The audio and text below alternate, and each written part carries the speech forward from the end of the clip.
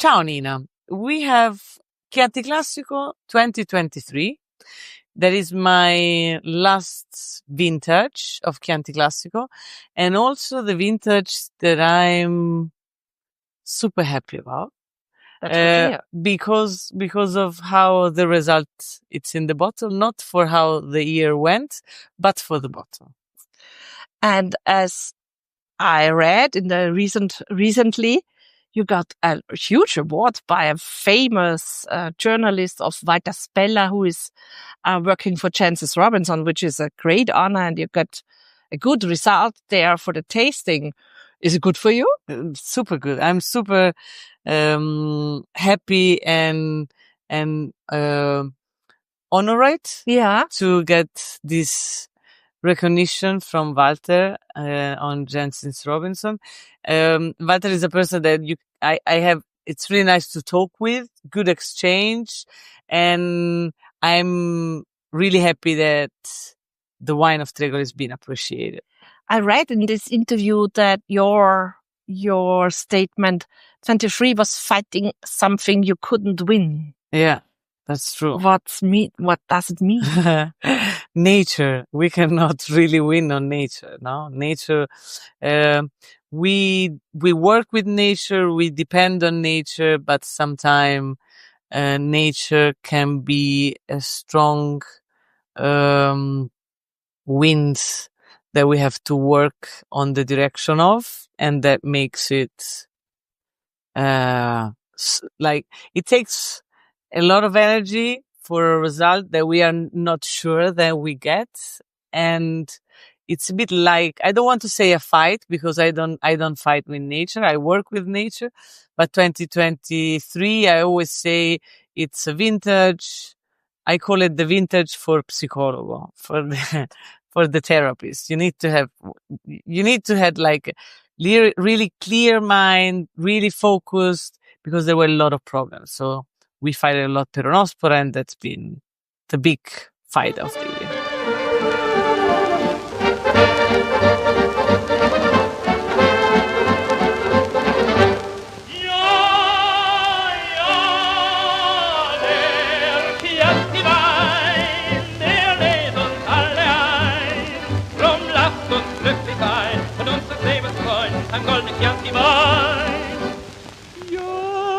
Ciao, buongiorno. Das war gerade Sophie Conte vom Weingut Tregole aus der Nähe von Castellina in Chianti.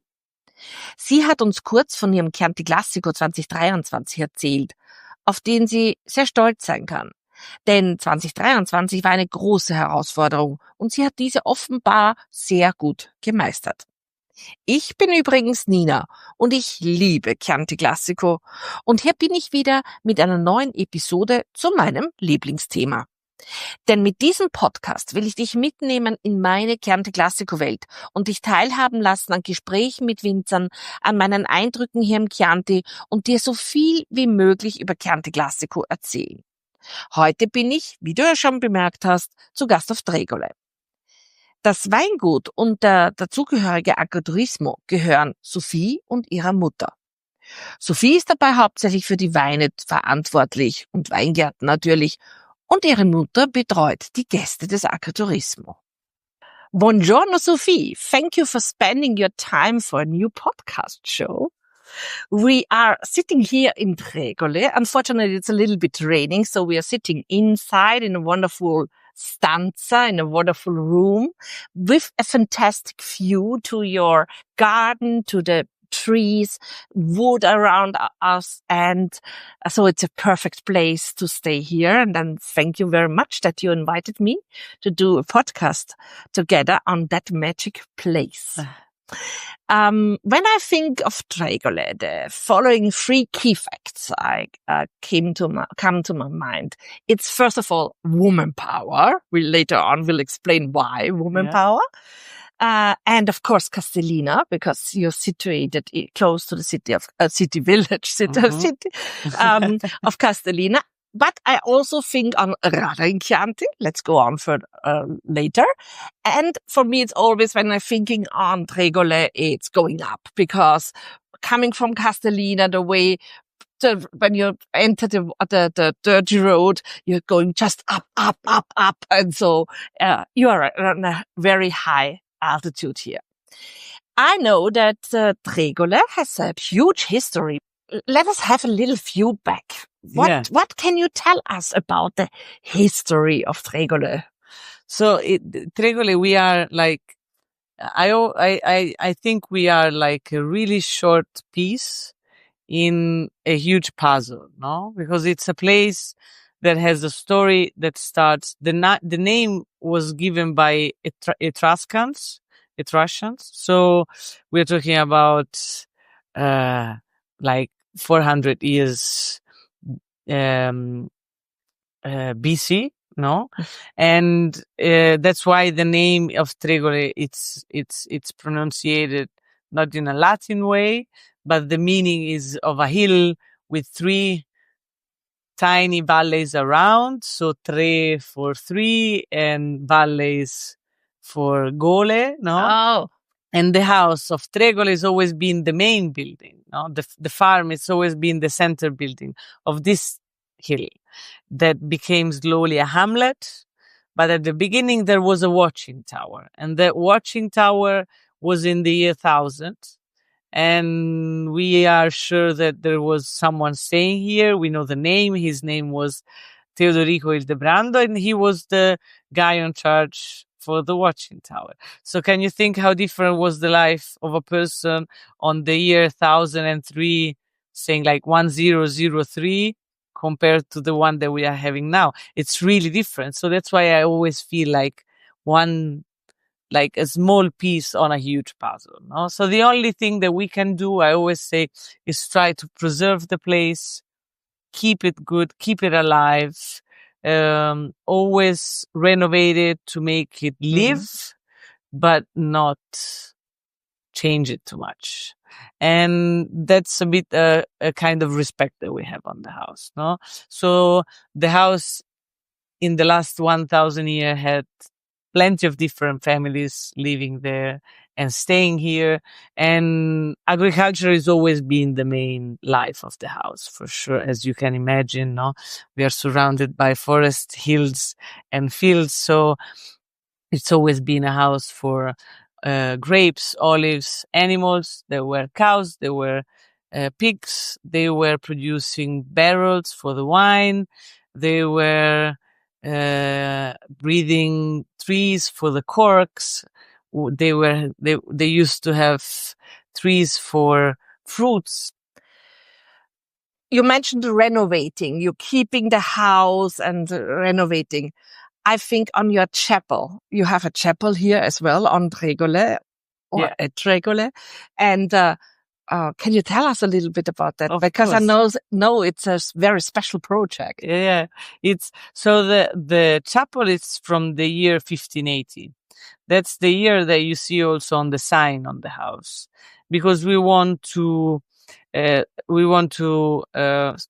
give value to the chapel. And the chapel was built in the 1580 by 2 architects that were following the school of Brunelleschi, 100 years after Brunelleschi and more. But the shape that they choose for the chapel was on the Duomo of Florence. Wow. On the idea of the wow. Yeah. But I didn't know that. The tiny, but now, so the project was to keep the shape of the cupola del Duomo, but made in a private chapel for a house, for a family, you know? So they did the project, and the family that was staying in the house invested in this project. They built the chapel, and they did 2 chapels. One it's in Tregole, one it's on the Provinciale, the road that goes from Florence to Lucca. It's not really lucky because in the middle of the Provinciale, so one road goes on one side of the chapel, the other one on the other side of the chapel. So it's in the middle of the traffic, but it's a bit bigger. And they both have this curious shape of a pagoda, no? Because they look a bit like pagodas because they have this double deck, and that they are pretty unique. In the house of Tregole, they were, the chapel has always been the place where the family that was living in the house could have every Christian ritual, no? So baptism, marriage, funeral, it's always being used by the people living in the house. So speaking about before being independent in concept of food, they are also independent on the religion. On the religion. So because when we imagine built 1580, so let me say 450 years almost away ago, the people have to be, there is nothing around. They had no cars. They had no, okay, let's go for a bottle of milk to Castellina. It's not possible. No. So they have really to be independent. Yeah. So the hamlet is always been independent. So there was the farm. There is the chapel. There is the church down where the group of houses are.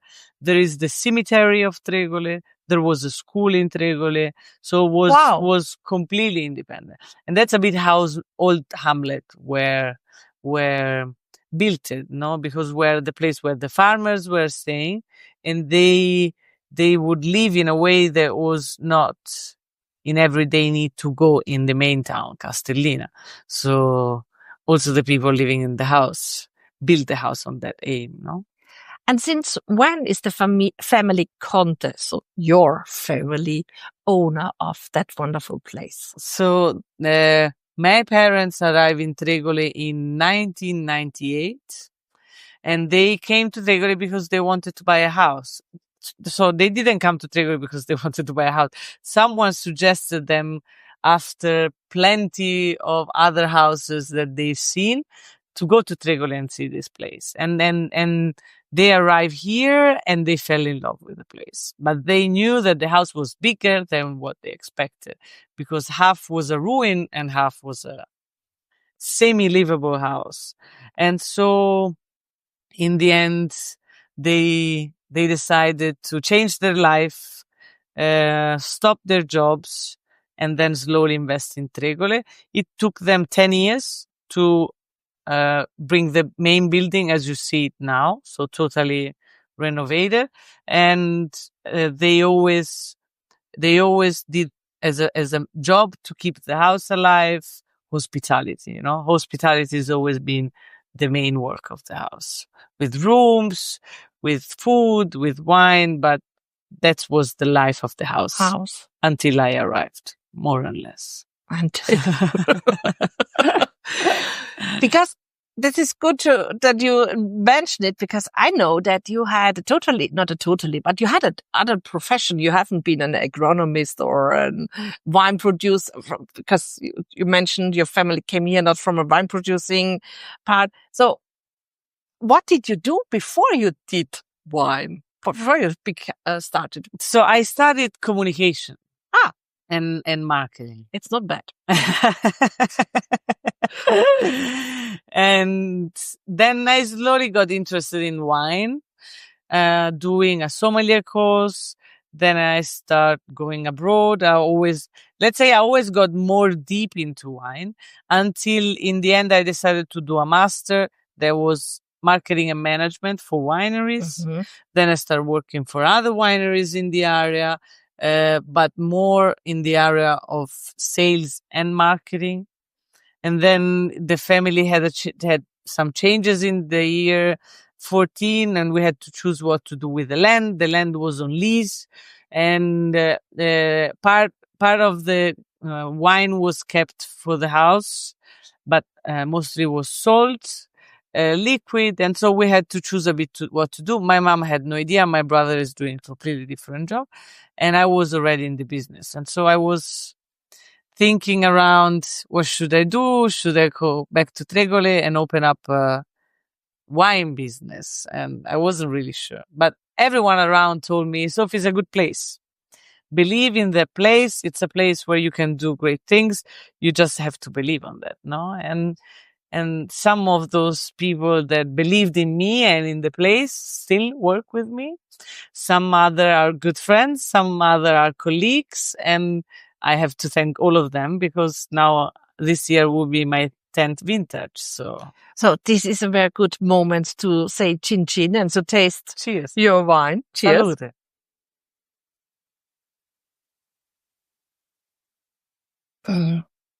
Oh, it's very fresh. Wow, fruity. So it's Very nice. we talk about vintage 23 as a bit of complicated vintage, no? Because we haven't had a lot of grape because of Peronospora. So in the end, the result was... We have to say, not you only had Peronospora.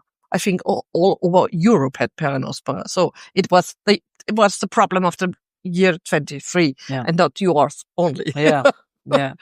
And I wasn't really used to fight Peronospora. I have to say that in Tregole, we were used to fight Oidio. We were not really used to fight Peronospora. Peronospora was coming tiny bit and then dying really fast. We were not used to fight Peronospora on long time and on long distance. So for sure, my inexperience on fighting Peronospora did a part. And then the other, for sure, was a year where Peronospora was working a lot. But then in the end, the grape that remained, Peronospora dries up the grape when it gets on the grape, no? And so in the end, what happened was that the grape that left were beautiful, really healthy. They had some dry parts, but the good thing that for how we worked, that part we cut off. So the berries that get in the cellar were super good. And it was not a problem of the quality. It was definitely a problem of the quantity. So in the end, I decided in December, I still did the same work. I do all my selection in the field. I do the same treatment in the cellar. Each mass was going a different direction. Then I put some of the mass went in wood because I was still thinking of doing Riserva and Gran Selezione. And then in November, I had a friend from another Europe region producing wine. We tasted all the wines together. For me, it was really hard to taste the wine because I was so shocked about the production that was really hard for me to get in the wine. No, I need a bit of time. And so in the end, I tasted with him after like 10 days that I wasn't tasting the wines. And we tasted all the masses. I said, Sophie, we have to do something. We have to taste them all, no? So we tasted all the masses, and the wine was like, I was super happy. And because I was super happy, he said, we talk a bit, and in the end, I choose not to make Riserva, not to make Gran Selezione, make only Chianti Classico, small amount that I have. So the bottle that we are tasting is the only bottle of 2023. There are no bottles of 2023. And that's not the easy choice, but I think it's the one that is connected to my way of working. And so I'm really happy on how the wine evolved in the bottle. For sure, it's a Chianti Classico, a bit unique because you have all the vineyards in it of Tregole. So if you want to understand how Tregole will be all together, you have the bottle. Perfect. Looking on the bottle, I have to say I love your labels. And I think it is really something special also to you. Also, when speaking before that you have been in marketing and sales, I think you have an idea what to do with a label.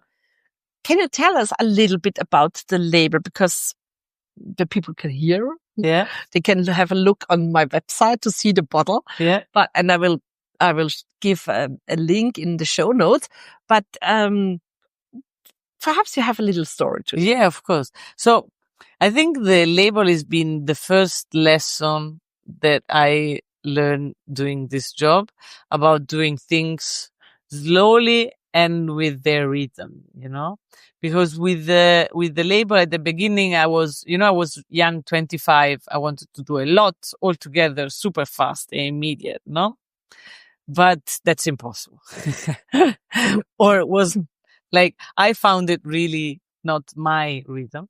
And with the label at the beginning, I decided to work with a company and to build the label together. We had really nice ideas about it, but then on the reality where they were not really giving the result that I was expecting. And so for a bit, I decided to keep the old label that my father used to put on the bottles that he used to do for the house. And then one day I thought, why? because I grew up in marketing and communication. No? So I said, why I don't put together just like a group of friends that work in their jobs, they have design, no? And they have taste on doing things. And we just spend time together and see what happens. So for one winter, I put together a group of 4 or 5 people, depending on who was available, or always the same people. And we were meeting together, having a glass of wine, eat food, like spending the weekend and just think about Tregole, talk about Tregole, and then put on a paper ideas, no? And then one day, I remember we were on the table of the dining room of my cousin, and we did a sketch on a paper. And this sketch was coming out. Every time we were meeting, this sketch was coming out. And we were like, why we don't use the most simple thing, the sketch? Because the house on the label, it's always been, so the farm has always been on the label since the beginning, like that someone produced wine here. I have old bottles, they all have the farm on the label. Wow. So I wanted to keep that, I wanted to keep something that was the same with the tradition of the house. And so in the end, we have the actual version of Tregole, with the house, with the sketch and the color that changes for each wine. It's beautiful. It looks very simple, but it has a huge expression, I think. And I think it's also like you are. It is not, it's loud and quiet all together. Okay. So it's like you are sometimes. So it's because you, and if it is if you see it in a shelf, in a enoteca here, you check it at once because it's so different to all others. So, and it's unique. So it's perfect. It's really perfect. Happy that you like it. Yeah, I like it. So now I think it's the part where we should give a little overview. What is Tregole in concerning, you just mentioned before that it means gole, 3 valleys, they come together and it's, the name means that, and it's the house or the hamlet. It's close to Castellina in Chianti, very high located. How is the altitude here in Tregole? So the house, the farm and the house is 520 meters. Wow. And then the vineyards, there are vineyards that start on the same level and some vineyards that are higher. The highest goes close to 600 meters. In this range, we have the vineyard. Wow. But there you have very steep vineyards as well. Yes. Most of them are really, really steep. That's why also the problem with Peronospora, because when it's wet, it's really hard to get in with the tractor because it's really, really steep. Because it's too wet and the tractor can slip down. Yeah. Oh my God. It's dangerous as well. Yes. Can be. How old are your vineyards? So I have 3 different, let's say, general ages of vineyard. Yeah. The youngest one, it's a vineyard of 2019. Yeah. That's the one I planted. Yeah. Then I have 3 vineyards from the beginning of 2000 that my parents planted. And then I have 2 old vineyards, one from 1984 and one from 1972. And they are the one that I use for the Riserva and Gran Selezione. So the one is a little bit younger than me. Oh my God. So we speak about altogether 5 hectares of vineyards. Then you have here a lot of olive trees as well, because nobody has only vineyards. Everybody has olive trees. And altogether Tregole is 30 hectares, as you said before. The grape varieties you can find on Tregole is Sangiovese. So you're really, I learned the other day, you have to be a Sangiovista. Oh, so yeah, Sangiovese. So perhaps you are also one of the community, yes, of Sangiovese. Because as my label and as me, that you described quiet and loud on the same time. Yeah. I think Sangiovese is the same. Yeah. I like to compare Sangiovese with women. Okay. If you treat her, if you treat it well, Yeah. it is nice to you. Yeah. If you don't treat it well, Yeah. it can be very nasty. Yeah, that's true. It can be rough, but it can be also really elegant. Yes, really. So it's full of character for me, Sangiovese. And also delicate, no? Yeah. Full of character and delicate. Yeah. So these two phases need to be treated, no? Sangiovese has to find a good place where it can grow. So a good soil. Mm-hmm. What about the soil here in Tregole? Because I know when you're looking on the maps, you can see that you have here Magigno, which is not typical for Castellina. I think you are the only part of Magigno. Only one. In the region of Castellina. What is it about Magigno? What can you tell? Is it only Magigno you find here, or is it much more you can find? So, Magigno is a sandstone, no? Yeah. That comes out in the high areas of Chianti Classico because it's the heart of, like, the really bone of the mountains in Chianti. And so you only find it in high areas where for erosion is coming out. So I have it in my higher points. So the top of the hill has Magigno coming out.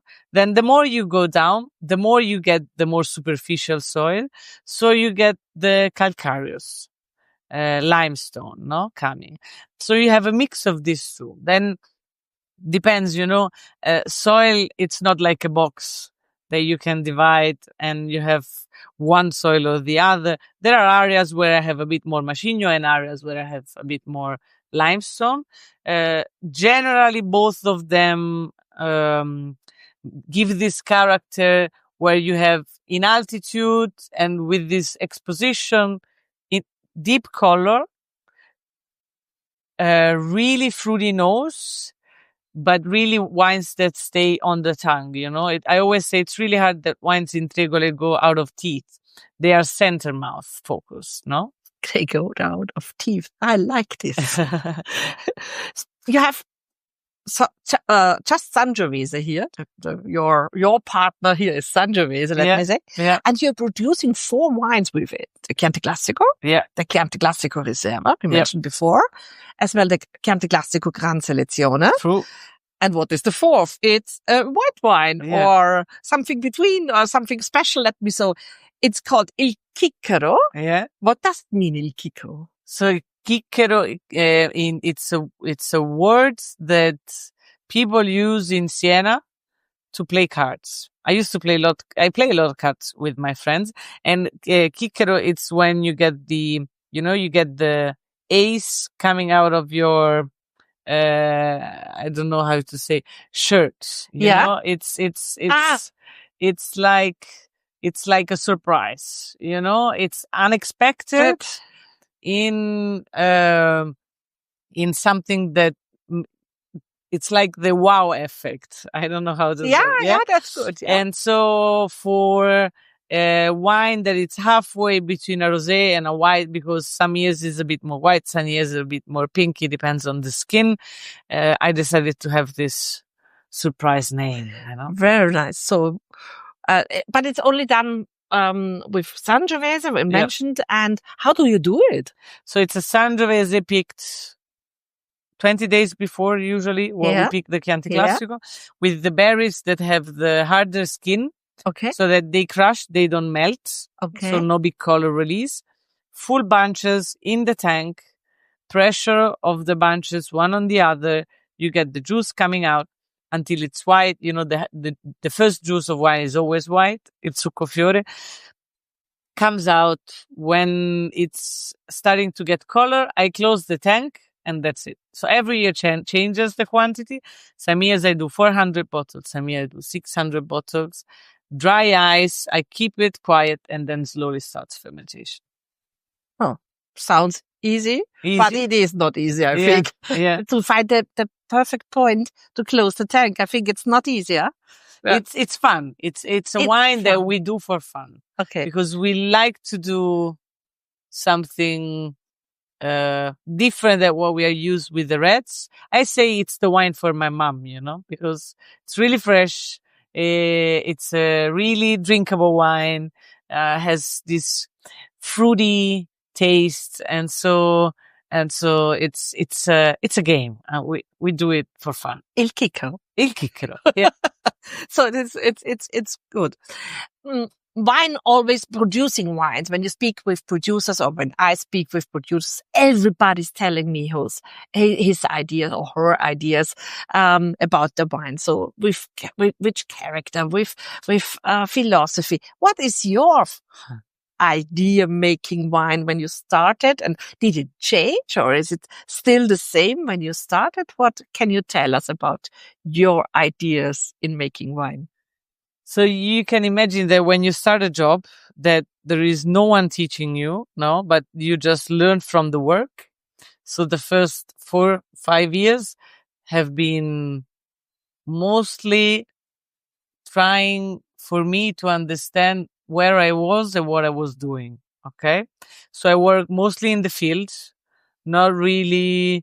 I was most of the time in Tregole. I was not really selling. I was really focused on the plants, trying to understand what I had in my hands, And then, while working, I understood that the character of Sangiovese in Tregole, it's really unique.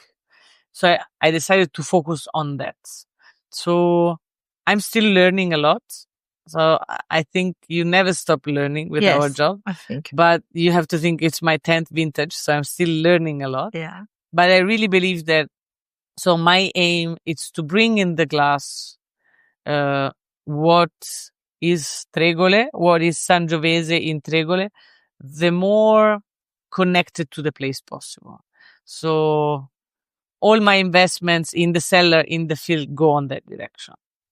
So I have to say now, because I feel it now between my teeth, that it's very mineralic. Yeah. So it's not salty, but you have really mineralic flavors in every part. Of course, before it was fruity, but now it's still holding. It's really very long on the palate. So compliment. I just have to notice it. Yeah, it's savory, Mm-hmm. It has. That's because of the combination of the Sangiovese, the soil, and the exposition. So talking about harvesting, can you take us with you when harvesting? Of course. What does it mean? So we harvest mid-October. Let's say. So this is very late. The Chicchero, it's mid-September, like end of September. Then Sangiovese comes mid-October, and that's late. Yeah, that's late. I mean, concerning, or let me say, in other regions of Chianti Classico, they start much earlier. Also 1 month. Yeah.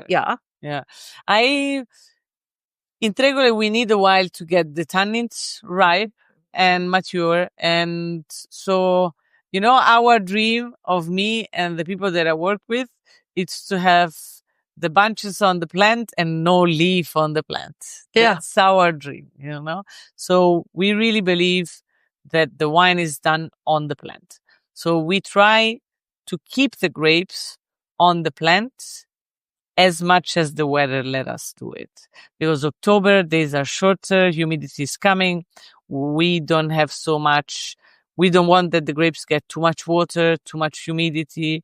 So I always say dry vintage with the dry September and dry October are my vintages, are Tregole vintages. So we do hand picking. In every vineyard, we do 2 mass. We pick the grapes. We do minimum 2 selection. Grapes that are alone, grapes that are lower, more close one to the other, maturate separately. So I try to pick the grapes on the right time of maturation. So I do 2 mass on each grape, on each vineyard. And each one goes on his timing and direction. Then the young vineyards go in the Chianti Classico, and then the 2 old ones go for the Riserva and the Gran Selezione. But that's more or less the work for all of them. Cement, mostly cement for fermentation. Chianti Classico, after fermentation, goes back in cement. Riserva in Gran Selezione do a bit of rest, and then they go in wood. And you said before, the whole bunches for the Chicchero. Yeah. Also for the red wines, or do you de-steam it? So with the red wines, I all this them, but Yeah. I don't crush the berries. Okay. I try not to crush the berries. Yeah. So my technology is not already on the point that I have full 100% berries, but I'm working on that direction. I can imagine. But I just de-stem, keep the berries the more close possible, Yeah. and then goes in the tank. Cold fermentation, I fermentate 23, 24 grads. I don't want that it goes hot. And depending on the grapes, shorter will be 20 days on the skin, the longest 35, 38, depends. And why is your aim to keep whole berries? Why? What is the secret? So at the beginning, as I said in Tregole, the tannins take a while to become mature. And so on the vintages that the tannin was not totally mature, I decided to keep the tannins in the berry. For me, it was logic. I said, if I don't want the tannins to go too much around and extract too much, the more hard tannins, what I should do, I should keep the tannin in the berry. So I have to have the berry closed. And so for that logic, I decided to not crush. And I tried with one vineyard, with one tank of one vineyard. And then I understood, for sure my colleagues that do it from a long time, they knew it before, like I discovered that on this way, the wine and the fermentation goes more on the crunchy part of the fruit than on the pulp of the fruit. And you feel it in the wine. And so I really like that. And so I decided to work on that direction. Now I do all the vineyards like this. This sounds good. Because we can see a perfect result. So I would say altogether important is the soil you have, important are the exposition of the vineyards, and important is as well the philosophy of the producer, of Sophie, for the wines of Tregole, altogether brings that perfect quality. Yeah. Isn't it? Yeah. I really believe wine is done by 4 things, no? 4. Okay. I missed one. The soil, the altitude. Okay. The exposition. Yeah. And the people. I think those 4 things do the wine. If you change one of the 4, it's a different wine. And Sangiovese really changes with tiny differences. So, every tiny difference would make a difference. So it's because it's so delicate, because it is so sensible, like also, una donna, sì, a woman. Sì. Is really altitude so important? Because you can imagine, that think about when you walk on a mountain. You have certain flowers on a certain altitude, you have certain flowers on a different altitude. Like the system that the plant has around is completely different. And that doesn't need to mean that high is good and low is not. It's just different results. So in a more high area, you have a result. In a lower area, you have a different result. They are both really good. They give different results. So that's why I think that the altitude makes one of the 4 base for the wine. Getting back let me say, it's almost at the very beginning of our podcast. You said Tregole has always been a place of accommodation. And I think it still is, because you also run an agriturismo here, together with your mother. So Tregole is not only a word, a synonym for wine, it's also a synonym for holiday. What is Tregole meaning holiday? Can you explain? Can you take us with you? So I have to say that most of the work for hospitality is done by my mom. She's the boss for hospitality. I'm only helping her. So, and we have place for 16 people that can sleep in Tregole in different apartments. Tregole can be rented or in 3 separate apartments or in a full like unique apartment in one rental. It has a pool. People that stay in the house can have... Sorry to interrupt you. It has a fantastic pool with a fantastic, not a really fantastic view. Sorry to interrupt. True. It's true. It's beautiful. And the people that stay in the house, of course, can live the life of the house, and that goes with the wine. That goes also with the kitchen of my mom. So she does cooking classes. Oh. She does meals for the guests. And then we do pizza night. Depending on what the people want, we try to make their holiday good, So we organize sounds great. Whatever they want, Yeah, we try. No, because I have to say, it's really also a magic place here. You are surrounded by so you have a fantastic view, and in the garden there's so many trees. I can really imagine during the hot summer you can find there cooler places. Not only cool places, cooler places as well.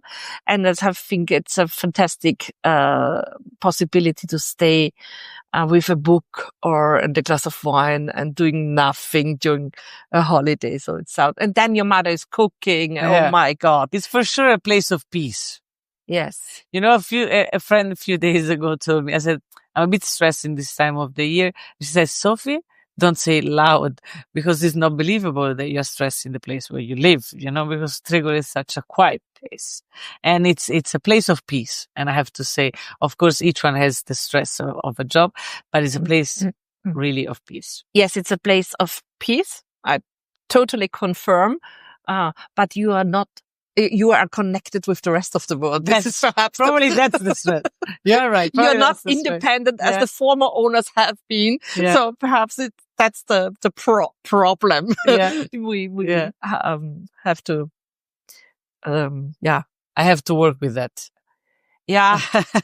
and but I have wine. And, yes.